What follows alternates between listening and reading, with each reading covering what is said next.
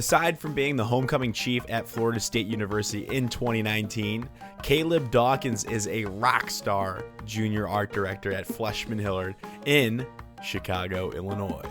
And yeah, you're probably wondering why he went from Florida to Chicago in general, because I was pretty curious myself. One reason is that he entered here pre-COVID to experience Summertime Shy at FCB.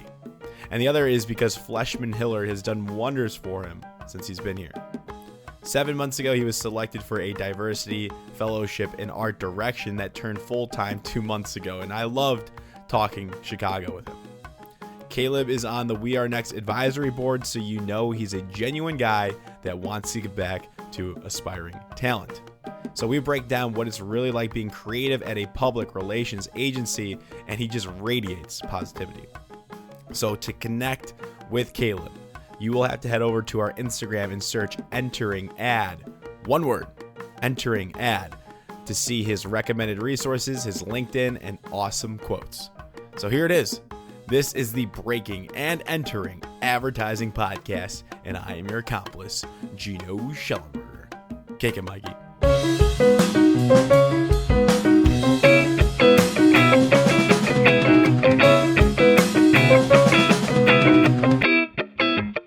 Caleb Dawkins, welcome to the Breaking and Entering Podcast. How you doing today?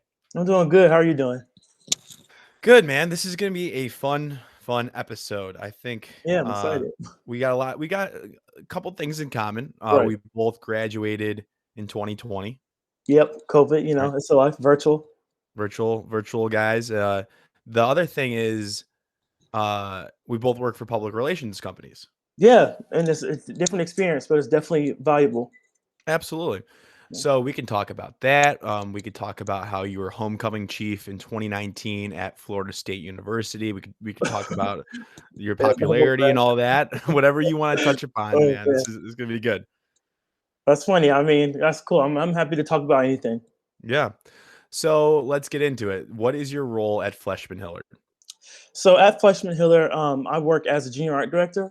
So, it's kind of the same way in how we'll show up in the advertising agency. I'm doing a lot of concepting, brainstorming, for various clients and really just developing key visuals for presentations. So it's me spending a lot of time in Photoshop, trying to design and come up with all these ideas, but it's some cool parallels between multiple industries for what this role could mean.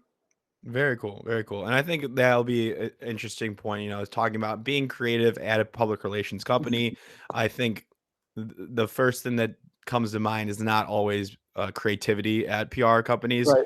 I think that's changing more and more as these PR companies grow and they have to start to adjust their profiles. So I'll be curious to talk about that. Definitely. But overall, you graduated from FSU in 2020. Right. I graduated with advertising degree. Yep. So you did advertising. You were part of MAPE, or you were selected for MAPE. Yes, I did the MAPE, multicultural advertising internship program. I was able to do it twice. I did it, Nice. during the virtual year, which honestly, I think the MAPE team did an incredible job still trying to, remap that experience, because what you realize too is the biggest thing with the MAPE, network is that the community that it creates. And I think, I would never have been where I have been in terms of knowledge and understanding if not for MAPE. Come to believe it or not, a lot of the guests are MAPE alumni on this podcast. MAPE is so big about that, helping, giving back. And you know why? It's because I follow them, and everybody kind of repost AAF or whoever does it. So they're 4As. They repost you guys like all the time on LinkedIn and their social networks. So I just go, okay, let me go in the MAPE page, and whatever alumni show up, they'll probably be a great interview, because you guys are all super successful, super talented people. So, and I feel like people in MAPE are willing to do it, because the biggest thing is always being able to be give it back. So MAPE gives you this opportunity to have this knowledge. So all you want to do is share it. Right. And what is that? So you got it in your junior year?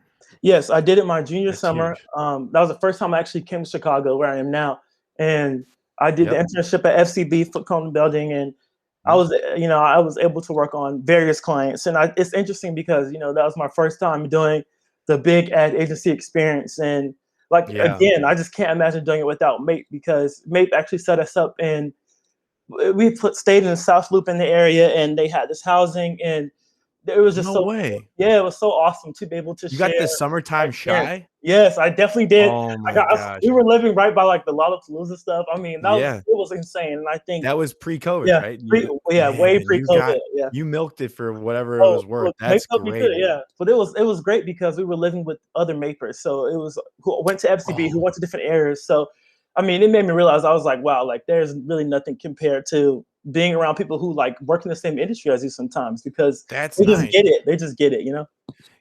I don't have that too much Yeah. actually. I do and I don't. A lot of my like close friends from school, they're not advertising majors. Right. I Right. have a lot of friends that are advertising, but the people I hang out with regularly, whoever I talk, like my regular friends are not. They don't get it. Like they're not in Yeah. advertising. It's So confusing, you have to admit. I think I even spent some time thinking, like, what exactly is am I supposed to be doing? But I think a lot of it is just going with the flow, knowing your skill set and being able to bring it every time. yeah, but man, that's an awesome experience. So what's that application process like? It's probably pretty intense. And do Right. they select you? How many people get selected, and how does that work? So I'm not sure about the exact number of people who are selected, but I can talk to you about like the process of MAPE. And Yeah, it's interesting because I remember when I had first heard about MAPE, I had like stumbled upon an advertising club meeting at my university. sure. And it was just like the first thing I went to, and we had a MAPER actually present about the program of MAPE, big thing about giving back. And she walked through the presentation, and she told us, this is a program that can give you internships in big cities, connected with, great agencies.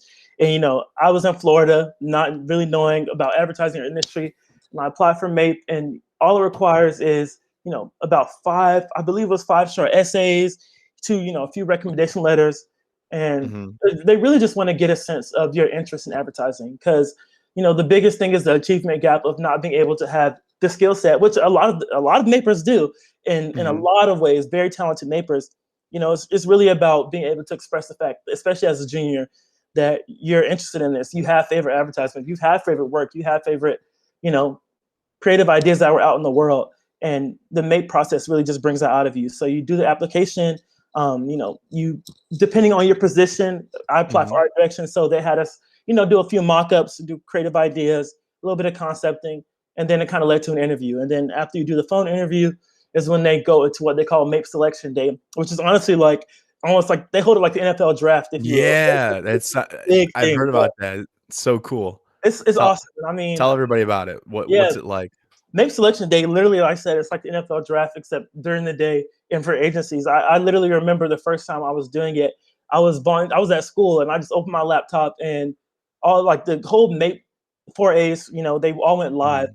and they were joined by different speakers who were past Mapers, and they're like, okay, all the announcements are now live, and you just kind of log in, and it's Yeah. almost like a college acceptance. Honestly, I think I would never have imagined me being able to do like art direction design. Um, Even like being in Chicago, I never thought about Chicago as an option until MAPE, and it's so interesting to think about how it just helped me develop, my Yeah. interest. Wait, so, I'm looking at the website now, Right. and, so they select you and you just go? Like, did you put your top 3 bids in? How Yeah, explain yeah. that to me again? Yeah, so you definitely do put in your top three. It's about not necessarily three. It's like you put a preference of your Yeah. different areas. So I definitely put down, because I knew I didn't want to be in Florida, but that was definitely on there. I definitely put down Chicago. I was like, oh, maybe New York. Oh, so you're putting down cities, you're not putting Yeah, down actual agencies? yeah. So you're putting down cities, because what it is agencies that partner with MAPE in the 4As, but Mhm. they actually go in and select you. So actually, I think that's my favorite thing about MAPE is the fact that Yeah, these agencies, like, they they want aren't. you. It's not just, yes, exactly. It's not like MAPE throwing somebody at the agency. It's literally this agency going through my book and being able to like bring me in, and like it's something I realize this too is sometimes agencies want the same person too, so they'll go in and they'll try and find these different individuals for whatever it is, and whoever gets them first is able to have the opportunity. And I think the great thing about MAPE is I can't think of anybody that really hasn't had the MAPE opportunity if they made it far to the interview and the application process, because MAPE is big about getting people at agencies. And even when it was virtual, they created like this virtual experience that allowed partnership agencies to come in and give different talks and things like that. Nice, nice. So you were able to do it both in person, and then you got selected Right. again during COVID and Right. the virtual world. But so where was the second one that was at Fleishman Hillard? So the second one was at FCB again. The Oh, so second, you doubled up at FCB? yeah, I definitely because FCB was great. I mean, again, it's just one of those things that because of MAPE, I was able to find FCB, and that being the first agency that I had that experience, I really did want to go back to them, and it was great. I Why mean, aren't you working there now then? because well, Fleischman presented the opportunity kind of throughout the summer, and I think you kind of weigh the tables and see what's good Sure. for you. And for me, the opportunity that Fleischman was giving me was something that I enjoyed because at the time, COVID kind of hit and jobs and opportunities were kind of scarce, even after doing internships. So Mhm. I actually was reached out to where I'm at now from Fleischman during the summer by somebody who I met at a creative event when I was in Chicago last summer, like just Which one? passing. It was called, oh my gosh, we were at Mechanism, and I think I might have been through the One Club for Creativity, and that was the first time I ever Nice. heard of them. And when I went, because everybody at my agency was going, I was like, oh, I'm interested, and I ran into somebody. Her name was Tracy. She gave me her business card, and we would stay connected. And when the opportunity presented itself, it just was great. Yeah. Yeah. So then, this was, you started working in the fellowship, right? What was the opportunity they presented to you? So the opportunity that they presented to me is called the Alfred Fleischman Diversity Fellow, and what it Nice. is they usually bring on account managers, but they as PR agencies was trying to expand their creativity, they brought me on kind of as their creative fellow to come in and be able to provide my services. But the really Alfred Fleischman Diversity Fellow opportunity, the focus areas are really bringing in more diverse people in the communications industries because Fleishman Hillard's biggest standard is wanting to become, the most inclusive agency in the world. That's kind of like the mission statement there. So Mhm. the way they kind of put that to action is doing this Fleischman Diversity, fellowship because they're bringing in people from different backgrounds who maybe aren't, accustomed to PR, who maybe don't understand the industry, but they're coming in and they're recognizing that you can develop a skill set that's so much stronger when you're able to do it on the job. And I love the fact that we were paired with different diversity fellows across the network because Nice. Fleischman has agencies all across the world. I mean, even in different countries because there's the Americas and the Asian Pacific, region, and Mhm. they all have fellows. So we got the opportunity to get connected and understand that diversity means something very different in different countries. And what I've come to realize is I'm kind of in that medium space now where doing PR and communications for me means doing it through a diversity and inclusion lens. And I'm Mm. happy that Fleischman kind of sees the all as one. They see diversity and inclusion being put at the front and center of the business versus, it being an extra or add-on. And that's something that I've definitely enjoyed and something that the Fleischman, Diversity Fellowship kind of prepares you for because it's kind of a year to a 6-month opportunity that they bring you on with with the intent of wanting to develop you for the team. Hmm.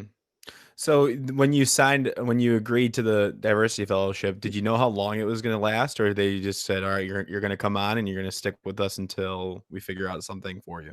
So the way that you kind of come on, you bring it on is they tell you, in the 6 months, we're going to evaluate the progress Oh, okay. and Yeah. we're going to look at, how this is going. And they can extend it to a year or maybe offer full-time employment. And I was lucky Sure. enough to be offered kind of full-time employment. Nice. So you crushed it, and they I saw mean, value. They yeah, saw value in you, and you took the job. Nice, especially for COVID times, like right. especially 7 months ago, whenever that was. That was heavy stuff. Yeah. Like that was like quarantine 1.0. And I Remember? was in Florida. Yeah. Yeah, and you were in Florida, so even double up. Yeah. That It was a so weird time. crazy times. That feels like years ago, right? Doesn't it feel? Yeah, definitely. It does feel like years ago, but it's literally about to be a year from now, right? Yeah. This month in March. And I think So I guess that's accurate. I mean, weird. a year Yeah. ago. Yeah. It's weird, honestly, but yeah. But good. So you're happy though. I mean, Yeah. so working at the PR agency as a creative, are there obstacles? Do you feel like you're limited at all? Like they're not doing like, do you feel like you're given the opportunity to do the Right. best work possible?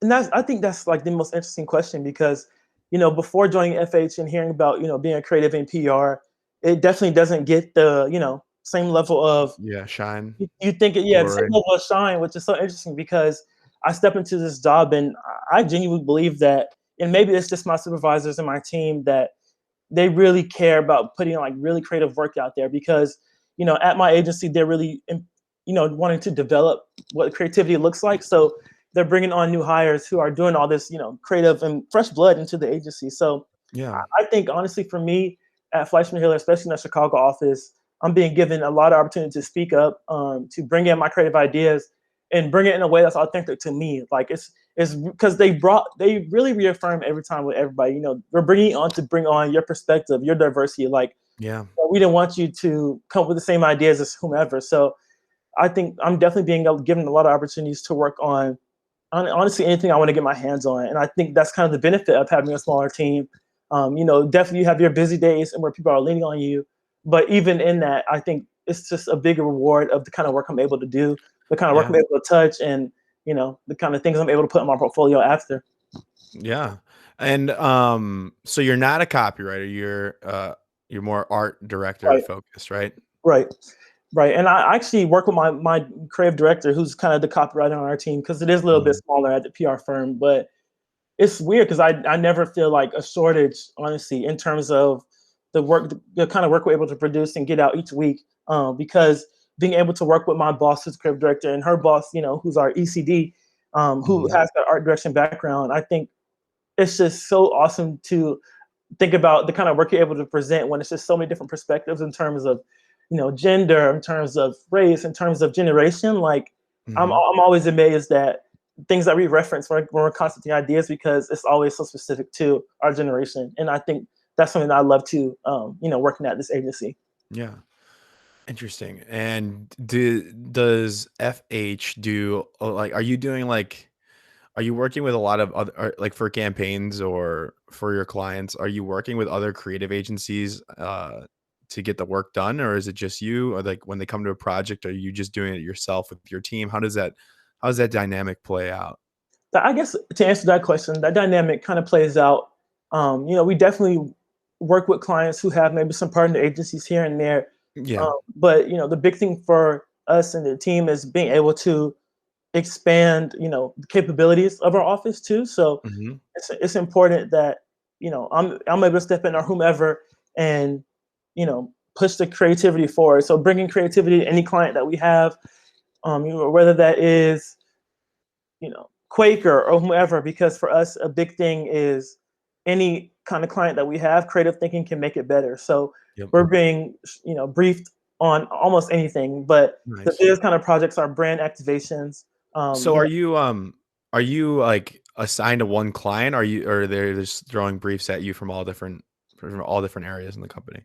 I would say it's briefs from all different areas. So I'm That's working. awesome. I feel like I've touched almost every client in the Chicago Yeah. office, even across the network, because Is that stressful to not have like hmm, to not have one like home base, like have a bread and butter client that you just work with consistently that you can dive deep in rather than yeah.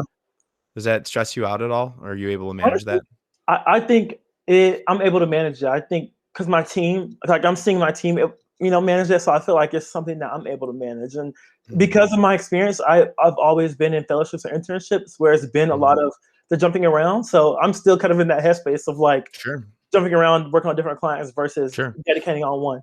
Right, right. But as long as I could see the problem being like you might be getting pulled from all different angles, right? If I see it as an opportunity. I see it as a chance for me to come up with different thinking each time. Because I yeah. think sometimes when you are working on something for so long and going rounds through interviews, or IRs or internal reviews, you Mhm. sometimes look at it like blah, right? But because there's so many different clients, so many different projects, it's always a new opportunity for me or a new challenge to I think like about. that. Okay, this is a whole different headspace, a whole different thing, and I need to, it requires different thinking.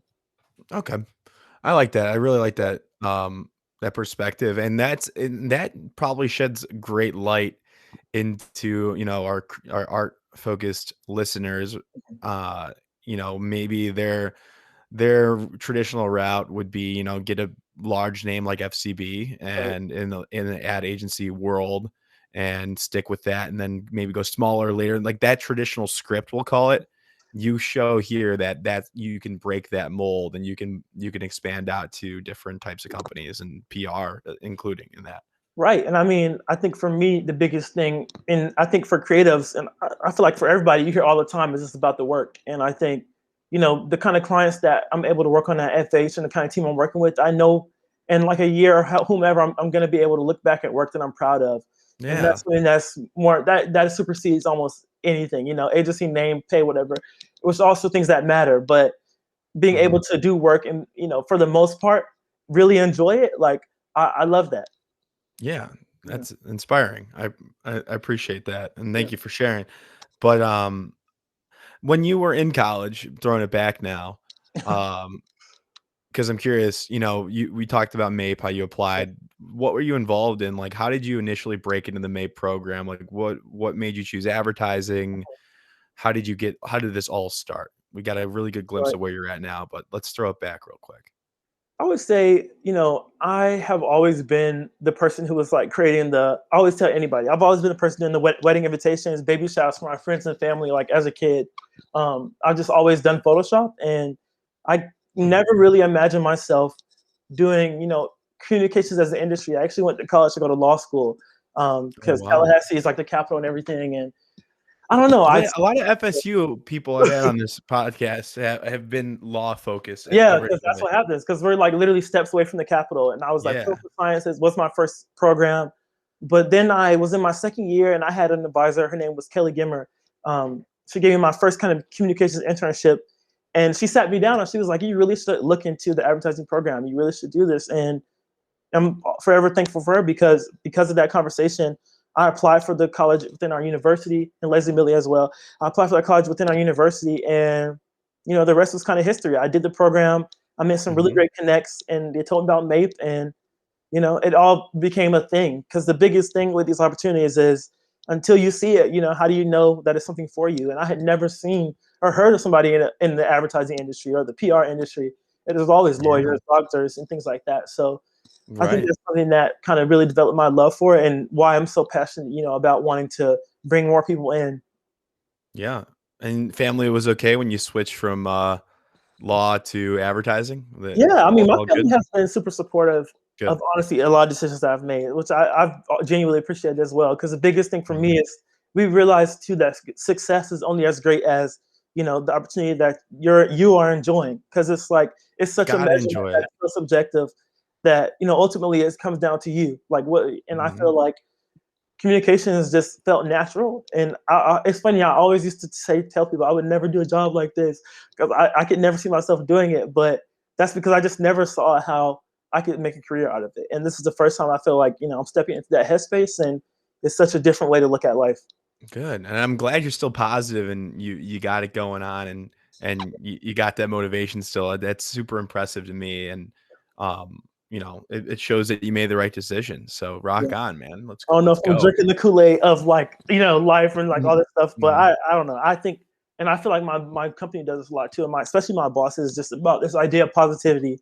And yeah, like, work can be tough. You're going to get busy. It's going to be overwhelming. You may not know what's going on, but it's really attitude. And I felt like it's really vulnerability too. When you're working on a company around people who are able to, who've made themselves clear that, reach out if you have any issues or problems, I think it just makes it all worth it. Yeah, yeah, and, a good I'm sure Fleishman and, I know Fleishman is a great company. I think you guys won something in Ad Age last year, like a top 10 company? Right, right. Yeah, we keep Fleischman wins a lot of awards across agencies. Yeah. Yeah. So I mean, that's a testament to the people in the company. Yeah, and that's Um, what people always say. It's the right. people. Literally, every group we do, it's always like I've stayed at FH because of the people, and Mhm. that's a big thing too. It's like the work, but it's also do I enjoy my creative director? Do I enjoy the clients I'm Mhm. working on? I think those are. It's funny because those are things I never really thought of when I thought about a job. Because Mhm. the biggest thing for me at the time was, oh, what is the agency's name? What is where am I going to be Mhm. living and things like that. But the great thing about Flashman is I'm able to still have. It's like the best of both worlds. Like Yeah. I'm working at a company that is so diverse in network and is so well known across a different kind of industry. And you start to create lines between PR and advertising and Mhm. communications as a whole when you're able to bring it all to the table. Gotcha. Well, awesome. What about the students nowadays that they're probably graduating?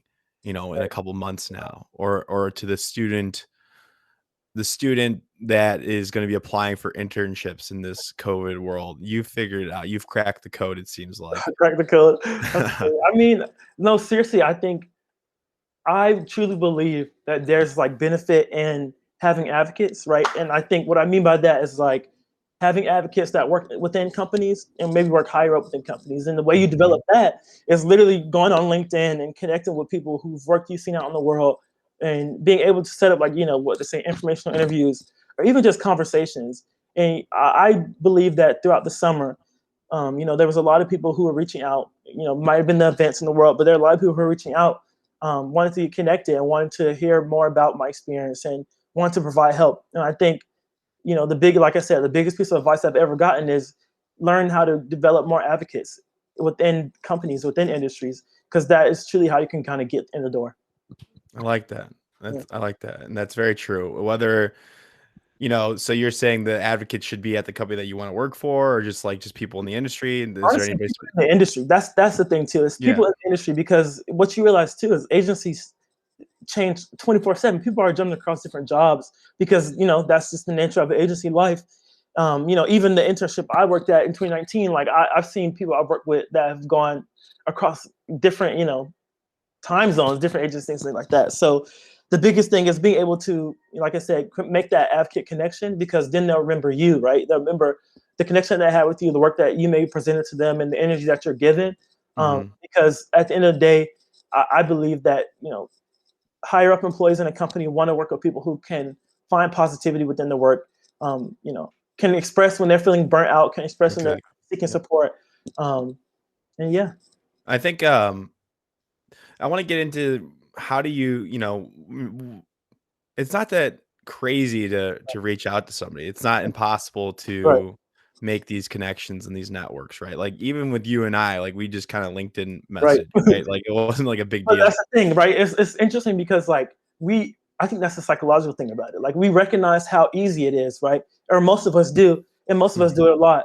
But there's a level of fear. There's like this fear of, oh, well, what if they don't have the time for me, or what if they can't offer me something immediate? And that's the issue. It's not always wanting like this immediate kind of job opportunity from them, whatever it may be, but it's recognizing that this industry is all about relationships, and that's how it is with most, but especially this one, that they bring people on teams that they're developing, that they can ping back to a point in their life or a project that they discuss. They're like, oh, this person has it, right? And it being the interest to me in advertising or communications or PR, in a way that they can see this person being more developed in the industry or the job. And it's crazy once you develop that connection or that advocate, or you make that relationship. It's crazy how much people are willing to help, and they want to help, and I mean, just like I've had people like give me their whole Rolodex. They're like, who do you want? Like, here's my LinkedIn. Like, you tell me who you want to meet. I'm like, I don't know. Like, and they're just so helpful. I mean, I think that's so interesting, because the thing there too is, you realize that maybe every person you reach out to won't get back to you, but the people that do are some of the best. Some of the best people to get connected with you, because they'll go out of their way to want to give you these resources. Like, it sucks, but you reach out to 1,000 or whatever, right? And you hear 10 back, but those 10 are the people that get you in the door. And it's not even, it's realistically like if you reach out to 10 people, like probably 7 of them will. Well, like in my case, like 6 or 7 out of 10 will get back to you eventually. Like 3 people might ghost you, and like that's not that bad. And that's okay, right? Because that's funny. Because what you also realize is some of these times, you never know what life could give you, and you might end up working with these people in different companies, different ways. And it's funny because they're like, oh, this person already reached out to me way before, and I think that's just such an interesting way to look at it. And I think, no reach out is a bad idea if it's to benefit yourself. I think you have to get more focused on how you can, how I want to be developed in these jobs and who can I get connected with. One of the listeners, like it's actually crazy. Like of my listeners, like not many people reach out to me like for questions, but maybe because I don't make myself that well, I don't advertise it well. Like you can reach out to me, but you can. That's why I do these podcasts. There's one girl that reached out to me, and she was like, I'm applying to. I want to work like I want to intern at these 3 big agencies in Chicago. So I told her, I was like, well, reach out every way you can. Like go to the homepage, like start general, go to the homepage, fill out like that contact section, and then go to their Instagram and DM them.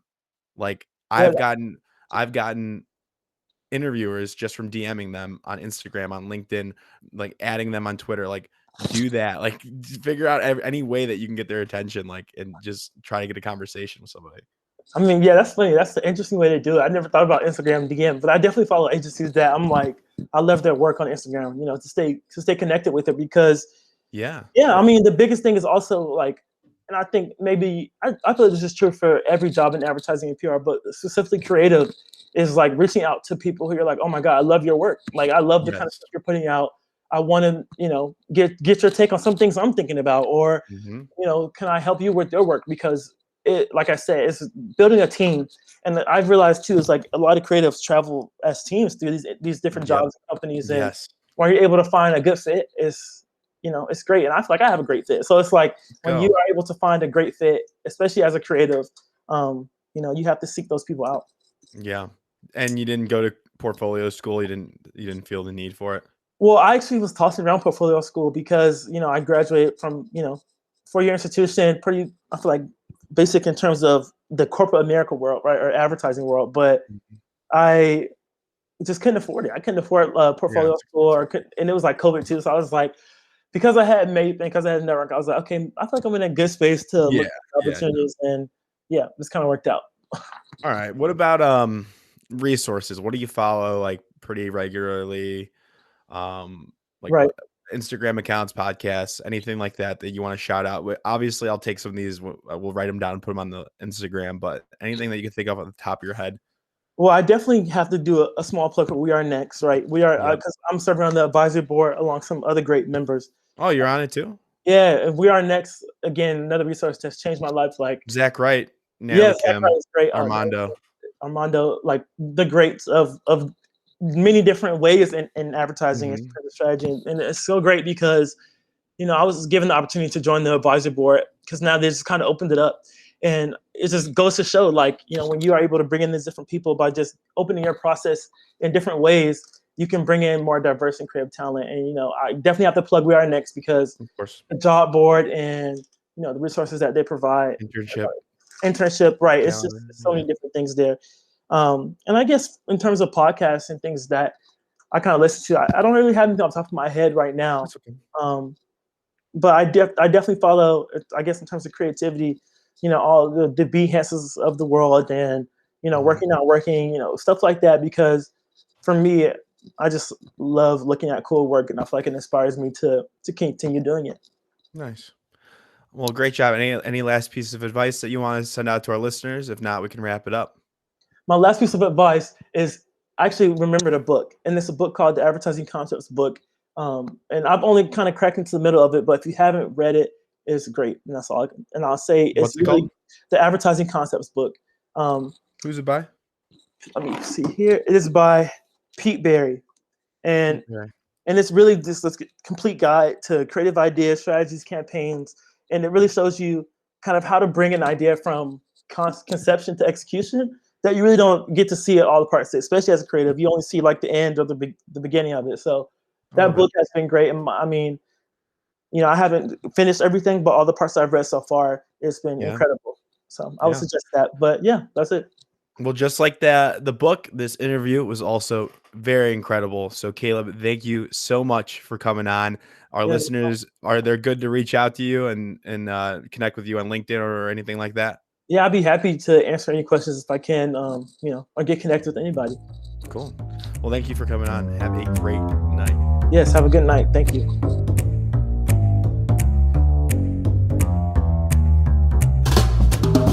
Thank you all for listening to this entire episode of the Breaking and Entering Advertising podcast. I hope you enjoyed this week's guest. Make sure you go and connect with them on LinkedIn. Tell them that Breaking and Entering sent you. Now, thank you to Mikey Malarkey, our audio technician, and Buchun Zhang, our creative director, as well as the student team from the Midnight Oil Agency at the University of Illinois. Can't do it without you all. Thank you very much. We will see you all next week with another amazing guest.